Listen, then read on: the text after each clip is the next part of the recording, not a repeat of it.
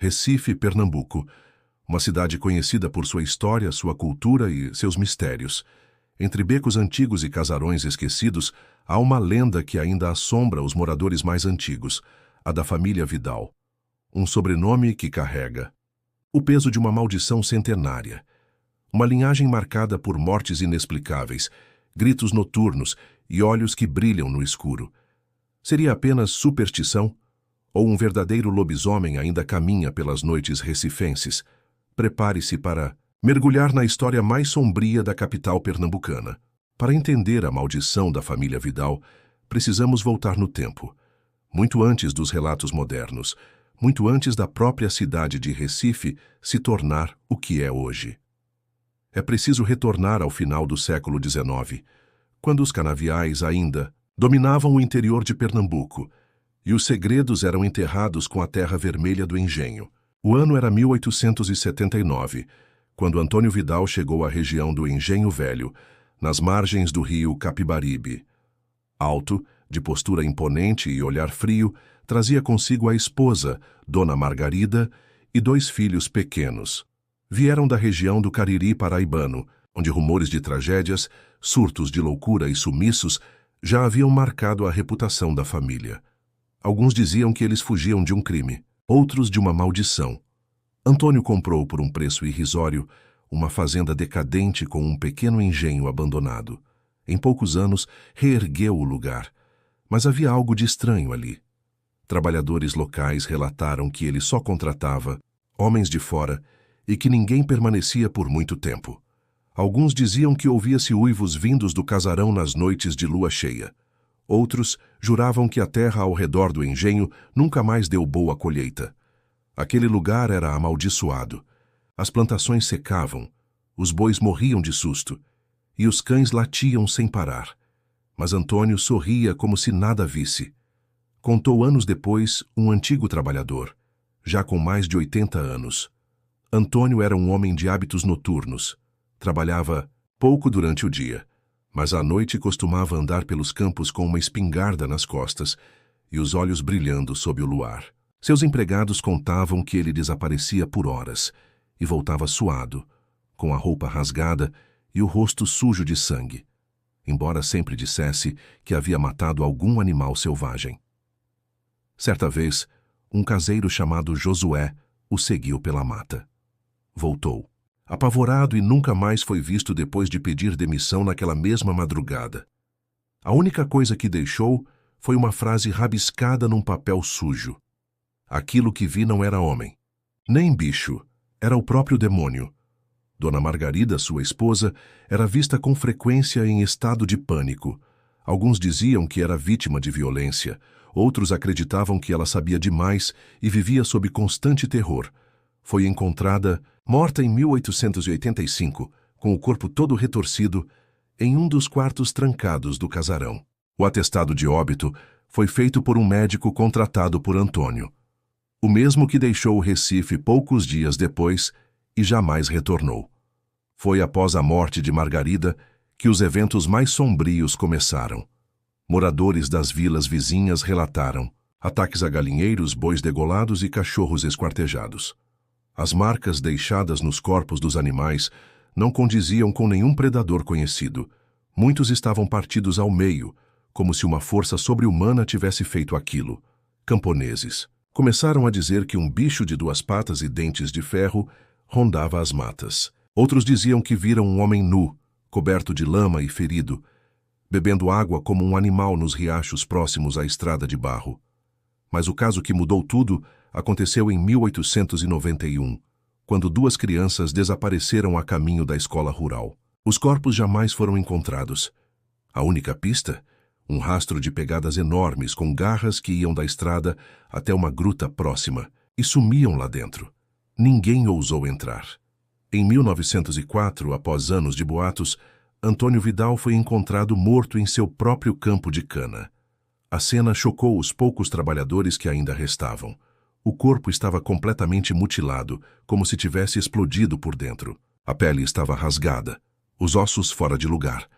Seus olhos estavam abertos, olhando para o céu. O enterro foi feito às pressas. Não houve velório. O padre local se recusou a realizar a missa fúnebre. E um coveiro anônimo, que anos depois foi internado em um sanatório, afirmou que o caixão precisava ser reforçado, pois o corpo se mexia durante a noite. Nunca mais cavei cova nenhuma. Depois daquilo, ouvi uivo até em sonho. Teria dito antes de desaparecer do hospital psiquiátrico no Recife Antigo. Após a morte de Antônio, seus filhos desapareceram por alguns anos. Reapareceram tempos depois, sob nomes falsos, tentando reconstruir a vida. Mas a sombra da maldição os acompanhava. Tragédias inexplicáveis, surtos de fúria, isolamento social.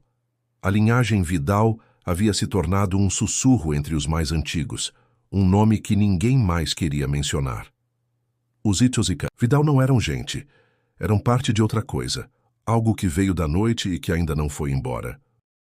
Mesmo após a morte de Antônio Vidal, a sensação de que algo impuro havia sido deixado para trás pairava sobre a região.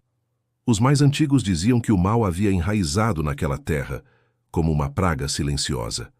Mas ninguém esperava que a verdadeira face da maldição começasse a se revelar décadas depois, dentro dos limites da própria cidade, e que o sangue dos Vidal ainda estivesse sedento. Foi em fevereiro de 1923, no então pacato bairro da Várzea, em Recife, que tudo voltou à tona.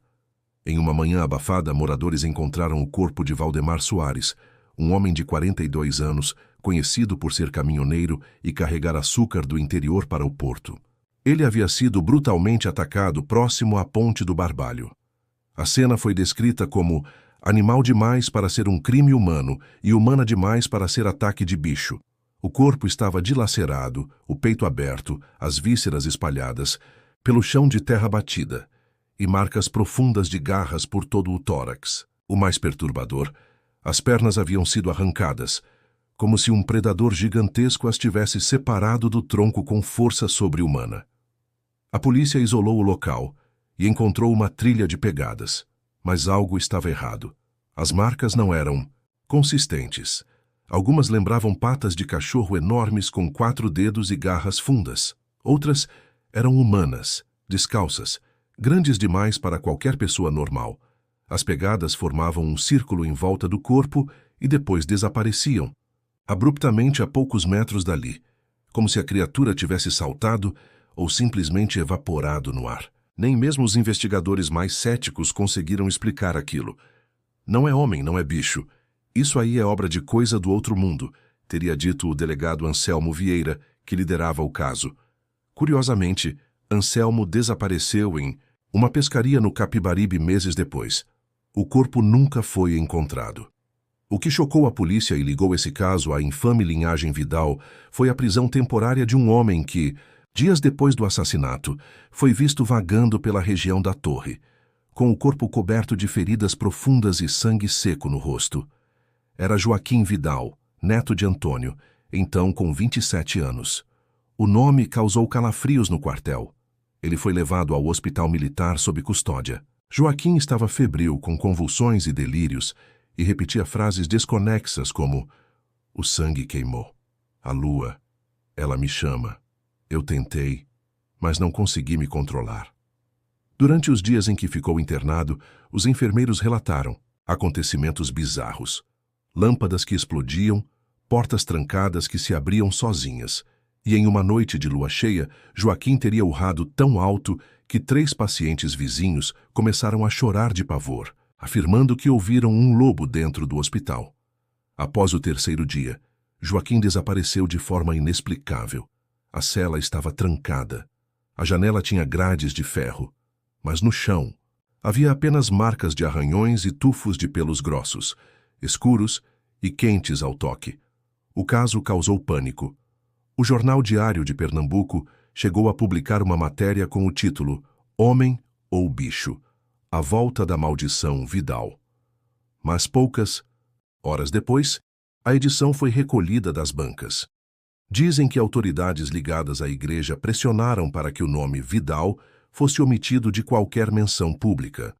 Nos bastidores, padres exorcistas teriam sido enviados à região da Várzea e, por um mês, Realizaram missas fechadas e rituais em casas marcadas com símbolos nas portas. Um deles, padre Elias Benevides, escreveu um diário onde deixou a seguinte frase: "Vi com meus próprios olhos um homem sem alma. A fera estava dentro dele e ele não queria libertá-la, mas a lua queria." Esse diário desapareceu nos arquivos da arquidiocese. Apenas uma página foi preservada, escondida entre livros empoeirados da biblioteca de Olinda, descoberta por acaso em 1987 por um historiador local. Após o desaparecimento de Joaquim, a família Vidal entrou em total silêncio. Alguns mudaram de nome. Outros se mudaram para o interior do estado. Mas uma tia distante, Dona Alzira, que vivia em Afogados, chegou a dar uma entrevista clandestina para um radialista da época, hoje arquivada em fita magnética, onde ela sussurra: "Ele era meu sobrinho, sim, mas aquilo que morava dentro dele não era da nossa família. Era outra coisa. Eu vi os olhos e não eram de gente." A partir de 1923, os relatos sobre uma criatura alta, peluda, de olhos vermelhos e comportamento quase humano começaram a se espalhar pela periferia de Recife, especialmente em noites de lua cheia. Crianças eram trancadas dentro de casa, velas eram acesas nas janelas e ninguém andava pelos mangues depois do pôr do sol. Era como se o Vidal tivesse deixado algo aberto, uma porta talvez, e o que passou por ela ainda não voltou. Há coisas que não morrem quando enterradas. Algumas famílias constroem seu legado com honra e memória. Outras, com silêncio, vergonha e sangue. A família Vidal escolheu o silêncio, mas em Recife, o silêncio costuma gritar. Após o desaparecimento de Joaquim Vidal e o episódio horrendo na Várzea, os remanescentes da família literalmente sumiram do mapa. Parentes próximos abandonaram suas casas, mudaram de sobrenome, falsificaram certidões. Registros civis inteiros desapareceram de cartórios no interior, como se alguém deliberadamente estivesse apagando a linhagem dos Vidal da história. A fazenda original em Engenho Velho foi vendida por valor simbólico para um comerciante que, segundo consta, enlouqueceu apenas 2 meses após a mudança. A propriedade foi queimada misteriosamente em um incêndio que começou de forma espontânea, segundo testemunhas. Foi como se o próprio chão tivesse cuspido fogo. E de dentro da casa, ouviam-se uivos enquanto as paredes caíam, relatou um morador da região anos depois. Na década de 1940, um jornalista investigativo chamado Otacílio Nobre, então funcionário do Jornal Pequeno, tentou publicar uma série de matérias sobre o legado sangrento dos Vidal. Durante 3 meses, entrevistou antigos moradores, religiosos, coveiros, e chegou a visitar os destroços da antiga fazenda. Otacílio desapareceu antes de concluir a série. Seu carro foi encontrado abandonado no bairro da Iputinga, com a porta do motorista aberta e os documentos espalhados no chão. O caderno de anotações foi recuperado por um menino que entregou à polícia. Entre os escritos, havia frases desconexas, desenhos de garras e um único parágrafo completo, rabiscado, com tinta vermelha. Eles ainda andam entre nós. São poucos, mas a maldição ainda pulsa. A cidade cobre com concreto o que nasceu na lama, mas o sangue não esquece. Mesmo sem provas diretas, o nome Vidal passou a ser evitado em igrejas, cartórios e cemitérios. Padres se recusavam a batizar crianças com esse sobrenome. Um vigário de Apipucos escreveu em 1952: "Pecados hereditários não se lavam com água benta. Há linhagens que precisam ser exorcizadas por inteiro, não apenas redimidas." Registros da Santa Casa de Misericórdia revelam que entre 1930 e 1970, 8 pessoas com o nome Vidal deram entrada em alas psiquiátricas.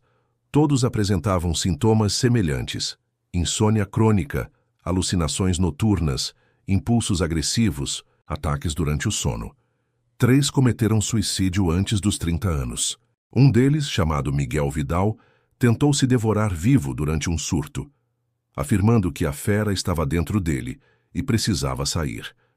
Nos anos 60, uma espécie de acordo tácito se firmou. Não se falava mais nos Vidal. Famílias tradicionais de Recife evitavam mencionar o nome até mesmo em conversas informais.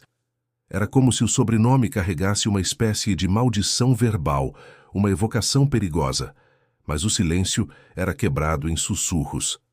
Pescadores nas margens do Capibaribe falavam de uma coisa peluda vista à noite. Coveiros mais antigos se recusavam a trabalhar nas madrugadas de lua cheia.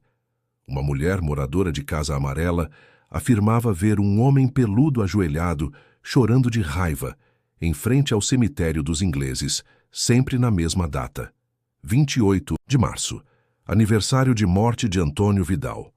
O único testemunho direto dessa época que sobreviveu veio de João Rufino, um eletricista aposentado que, em 1981, deu uma entrevista à Rádio Clube de Pernambuco. Ele contou que, quando era jovem, foi contratado para instalar iluminação nos fundos de um convento desativado em Dois Irmãos. Na segunda noite de trabalho, ouviu ruídos que pareciam choro humano misturado com rosnado animal. Achei que fosse um mendigo, mas quando olhei entre os arbustos, vi uma coisa que não era desse mundo. Era como um homem, mas com pelo nas costas, garras enormes e olhos amarelos, brilhando no escuro. E o mais estranho, ele sussurrava palavras em português. Chorava, como se pedisse ajuda. João deixou o serviço e se mudou para Garanhuns dias depois. Disse que nunca mais pisou em Recife porque aquela cidade estava amaldiçoada. Sua entrevista foi tirada do ar na época, e a fita original desapareceu dos arquivos da rádio. A tentativa da família Vidal de apagar sua história criou um vácuo perigoso, um buraco no tempo onde fatos, mitos e terrores se misturaram. E no lugar do esquecimento, nasceu algo ainda mais poderoso, o medo coletivo. O nome pode ter sumido dos registros, mas o sangue ainda está por aí, e o sangue chama. Há ciclos que nem a fé nem a ciência conseguem quebrar. Quando a lua cheia se levanta sobre as águas do Capibaribe, alguns sussurram que o sangue antigo se agita, que aquilo que dormia nos ossos dos Vidal volta a caminhar. Foi entre os anos de 2008 e 2019 que Recife voltou a registrar eventos inexplicáveis em noites de lua cheia. Desta vez, os relatos não vinham apenas de pescadores ou moradores da zona rural, mas de bairros urbanos como Dois Irmãos, Macaxeira, Iputinga e Várzea, locais próximos ao rio, à mata e a história esquecida da família Vidal. Entre os casos arquivados pela polícia, um dos mais estranhos ocorreu em julho de 2011, quando dois irmãos adolescentes desapareceram após uma festa junina em Apipucos. Seus corpos foram encontrados 3 dias depois à margem do rio, nus, com os peitos abertos, ossos triturados e o coração removido, sem vestígios de arma ou corte. O laudo oficial registrou lacerações incomuns, com força acima do padrão humano, presença de saliva de origem animal, mas sem correspondência conhecida. O caso foi abafado. A mídia local noticiou como ataque de animal silvestre, mas policiais que participaram das buscas contaram que nenhuma pegada foi encontrada, exceto uma marca no tronco de uma árvore, a 2 metros do chão, como se algo tivesse se apoiado com garras afiadas para espiar a cena. Em 2013, uma médica legista, doutora Beatriz Nogueira, inconformada com os resultados inconclusivos de laudos semelhantes, mandou uma amostra de tecido encontrado nas vítimas para um laboratório genético em São Paulo. O resultado veio em código, sequência de DNA incompleta. Material apresenta mutações agressivas nas zonas ligadas à resposta hormonal, regeneração celular acelerada e ativação límbica intensa. Presença de características compatíveis com estados de hipertricoses, mas sem precedentes genéticos. Intrigada, Beatriz começou a cruzar dados dos sobrenomes envolvidos nos arquivos. Um padrão surgiu. 3 das vítimas tinham avós maternos com o sobrenome Vidal, mesmo que esse nome não constasse oficialmente em seus documentos. Quando tentou apresentar os dados em um simpósio de medicina forense em Brasília, Beatriz sofreu um acidente de carro na BR-232. Perdeu o controle em um trecho reto, em plena luz do dia. Ela sobreviveu, mas nunca mais tocou no assunto. Segundo fontes próximas, sofre de alucinações auditivas recorrentes desde o acidente. Em um vídeo viralizado e depois removido no antigo YouTube em 2016, um barqueiro conhecido como Zé das Águas relatou o que viu ao navegar pelo Capibaribe, próximo ao sítio Trindade. Pense numa noite quente, sem vento, tudo parado. De repente ouvi um lamento, como de gente ferida. Quando olhei para o barranco, vi uma criatura meio agachada, com os braços enormes, cheia de pelo, mas com um rosto triste. Era como um homem que queria gritar, mas não conseguia. Ele olhou para mim. E naquele momento, eu juro por tudo, eu senti que ele sabia quem eu era. Como se tivesse memória, sabe? Como se fosse gente. Dias depois do relato, o barqueiro desapareceu. O vídeo original foi derrubado por violação de diretrizes. E os canais que o repostaram receberam avisos legais de uma fonte anônima, afirmando que o conteúdo incentivava histeria pública e superstição. Embora nada tenha sido oficialmente confirmado, cresce o número de relatos paralelos em fóruns online, vídeos no TikTok e até arquivos de podcasts locais. Testemunhas relatam gritos longos e metálicos, muito diferentes de lobos comuns. Cachorros fogem ou latem desesperados, sem motivo aparente. Uma professora aposentada do bairro da Tamarineira disse: "Eles se escondem à luz do luar, nos becos, nas margens, do rio, nas árvores. Não são apenas lobisomens, são os filhos da vergonha. Carregam nas veias o sofrimento de gerações inteiras." Pesquisadores independentes já mapearam mais de 15 casos semelhantes desde os anos 2000. Todos em noites de lua cheia, todos em bairros com algum tipo de ligação geográfica com o antigo engenho da família Vidal. Um dos fenômenos mais estranhos, no entanto, não ocorreu fisicamente. Várias pessoas que nunca se conheceram de bairros diferentes relataram o mesmo sonho. Um campo escuro sem fim, com uma árvore retorcida no centro. Aos pés da árvore, um homem de cabelos longos e olhos vazios, ajoelhado, se arranhava até sangrar. Ao fundo, a lua cheia, e um lamento que mistura rosnado com choro humano. Ele não quer ser o que é, mas algo o obriga. Essas pessoas, quando investigadas, revelaram descendência distante ou colateral, com famílias ligadas à genealogia dos Vidal.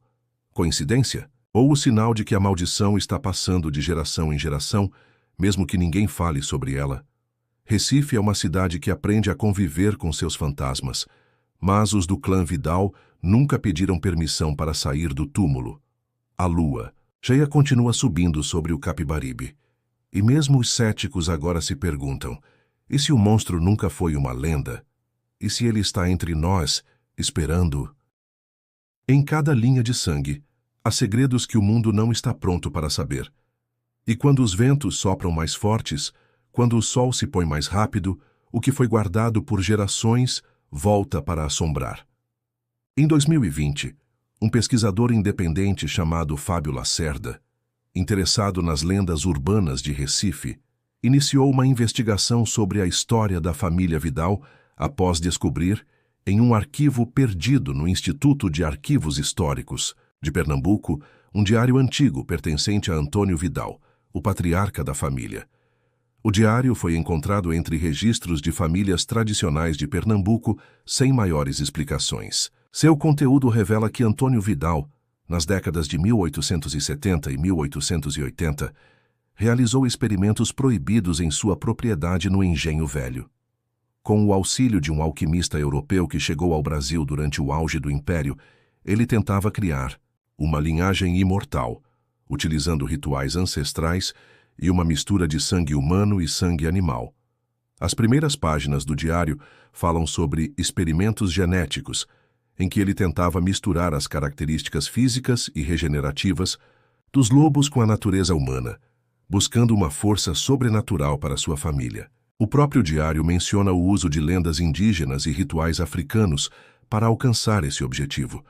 Uma das passagens mais reveladoras é: o lobo é o guardião da força primitiva. Se não o conseguimos dominar, seremos dominados por ele. Mas se nossos filhos nascerem com a fúria dos lobos, então seremos reis. Ao cruzar informações do diário com outras fontes históricas, Fábio Lacerda descobriu uma conexão entre o culto de orixás, a presença de rituais indígenas e práticas negras no Brasil, que começaram a se espalhar pelas fazendas no século XIX. Os Vidal, que possuíam terras e influência na região do interior de Pernambuco, foram influenciados por essas práticas religiosas. O que parecia ser uma busca pela longevidade e pela força física acabaria se transformando em algo muito mais sombrio, uma maldição ancestral. Foi então que Lacerda descobriu que, em 1879, após o último de seus rituais, Antônio Vidal e sua esposa, Maria Vidal, perderam todos os filhos em uma série de mortes misteriosas, todas com sinais de mutilação semelhantes a mordidas de lobos. Os relatos de uma criatura monstruosa se espalharam pela região, mas não se conseguiu descobrir a verdade. Os filhos de Antônio Vidal não morreram, no entanto. Eles foram transformados. O ritual não deu certo, mas também não falhou completamente. A linhagem foi alterada. Aqueles que sobreviveram perderam o humano e ganharam o animal. A verdadeira natureza da linhagem dos Vidal foi ocultada. Antônio e Maria, atormentados pelas mortes de seus filhos, tentaram apagar todos os vestígios de suas pesquisas e rituais. No entanto, o sangue do lobo, agora fundido ao sangue humano, passou de geração em geração, gerando uma linhagem amaldiçoada.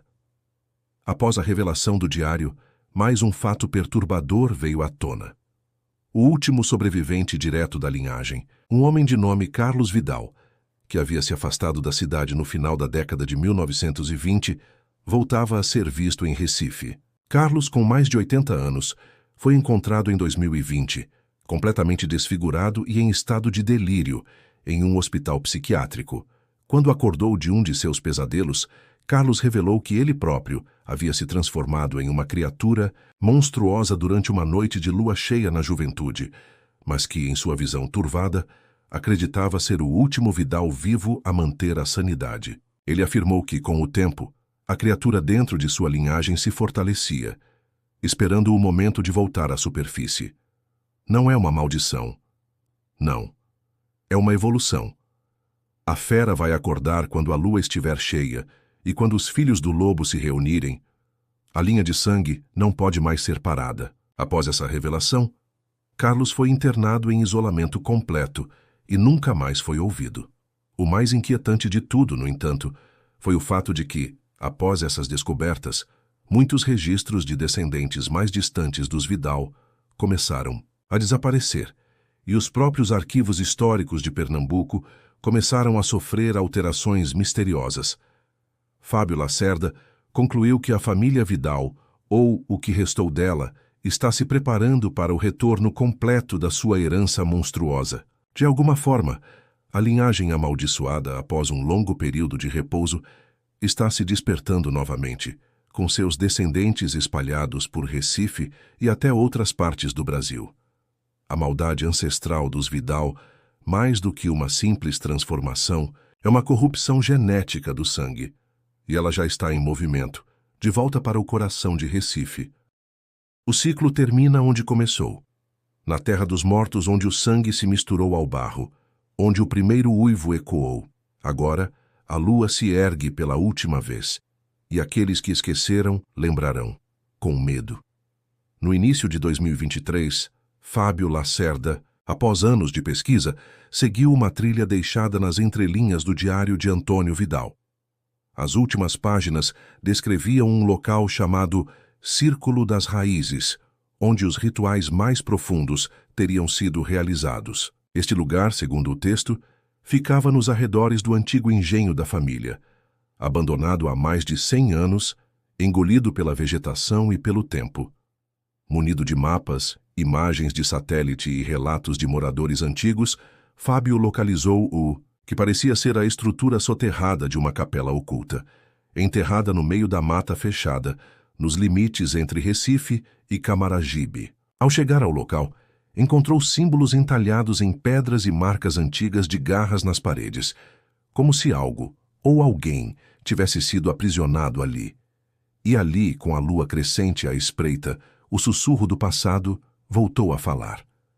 Durante a investigação no subsolo da capela, Fábio encontrou ossadas humanas, marcas de correntes antigas, inscrições em latim e iorubá, tudo misturado num único lugar. Era um santuário de contenção, não de adoração. O que os Vidal criaram não foi uma capela. Foi uma prisão, mas ao entrar ele quebrou o lacre. O ritual não termina com a morte. O sangue precisa ser represado, ou ele volta a fluir. Trecho final do diário de Antônio Vidal.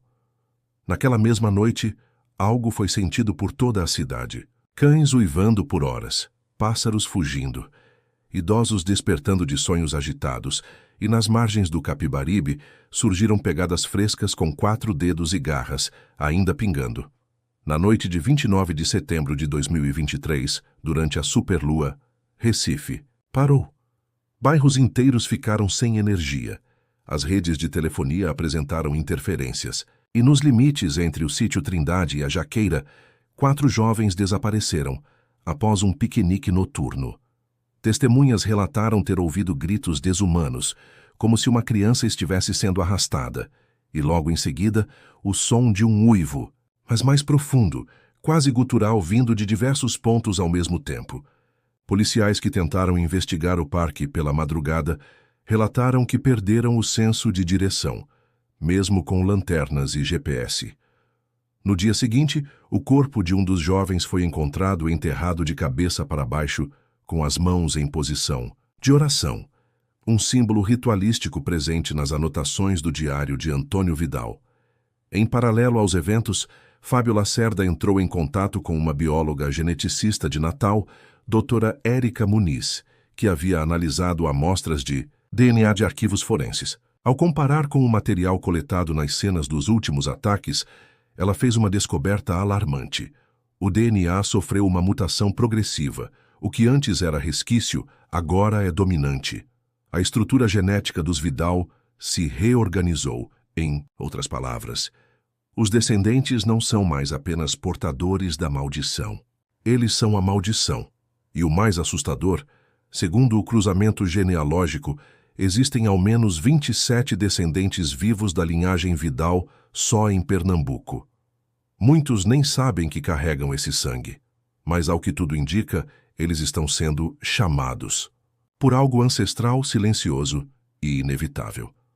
Na madrugada de 1º de outubro, Fábio voltou ao local da capela, desta vez acompanhado de Érica e 2 documentaristas. Às 03h17 da manhã, câmeras de visão noturna captaram movimentos na mata, olhos refletindo a luz como felinos, mas em posição bípede. Áudios registraram sons de rosnado com entonação vocal, como se um homem falasse através de uma garganta animal. Depois disso, o sinal se perdeu. No amanhecer, encontraram apenas as mochilas rasgadas, uma cruz de madeira partida e o diário de Fábio manchado com sangue. Nele, uma última anotação. Eles acordaram. Estão mais próximos do que pensamos.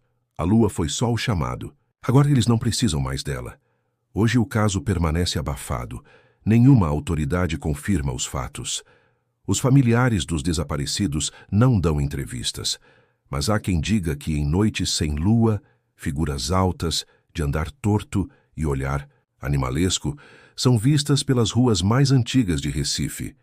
Outros acreditam que a linhagem dos Vidal nunca teve intenção de fugir de sua herança, apenas de aguardar a hora certa.